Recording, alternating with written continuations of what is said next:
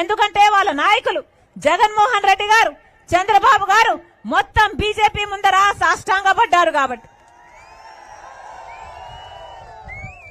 మొన్న చంద్రబాబు గారు ఢిల్లీకి వెళ్లారు, వాళ్లకు వంగి వంగి దండాలు పెట్టుకొచ్చారు. నిన్న జగన్మోహన్ రెడ్డి గారు వెళ్లారు, ఒక పేపర్ ముక్క పెట్టొచ్చారట. పేపర్ ముక్కతో ఏమైతుంది అని అడుగుతున్నాం. మీరు కొట్లాడే వాళ్లే అయితే ఒక్కసారైనా నిలదీయలేదేమి అని అడుగుతున్నాం. మీ అభిమానులు పొగుడతారు కదా, మీరు పులి అంటున్నారు, మీరు సింహం అంటున్నారు. మరి బీజేపీ మీద మీరు ఎందుకు గాండ్రించడం లేదు?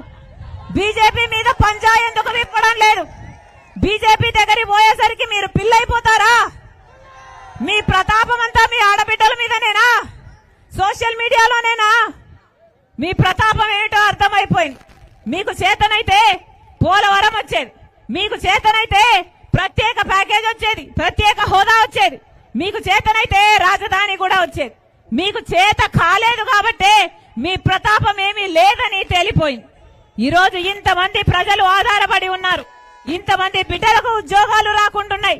ఒక్కసారంటే ఒక్కసారైనా ఆలోచన చేశారా? ప్రత్యేక హోదా కోసం ఒక్క నిజమైన ఉద్యమం చేశారా?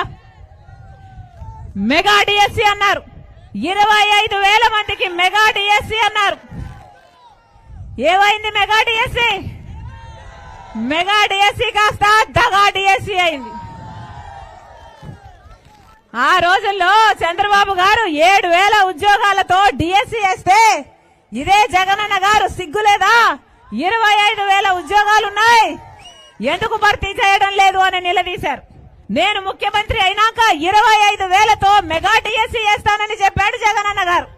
మరి ఈయన ముఖ్యమంత్రి అయ్యారు కదా, ఏమైంది మెగా డిఎస్సీ? ఈ రోజు 30,000 ఉద్యోగాలు ఖాళీగా ఉన్నాయి, డిఎస్సీ ఉద్యోగాలు భర్తీ చేయొచ్చు. మెగా డిఎస్సీ వేయకపోగా ఈ రోజు 6,000తో ఒక దగా డిఎస్సీ వేశారు. అది కూడా ఎలక్షన్లకు ముందర వేశారు. 5 సంవత్సరాలు ఒక్క జనవరి 1 రోజున జాబ్ క్యాలెండర్ వేయలేదు, ఒక్క రోజు కూడా ఒక్క మాట నిలబెట్టుకోలేదు. ఈ రోజు దగా డిఎస్సీ వేశారు, మళ్లీ యువకులను దగా చేయడానికి. లక్షల మంది బిడ్డలు డిఎస్సీ కోసం తయారయ్యారు, 1,00,000 మంది బిడ్డలు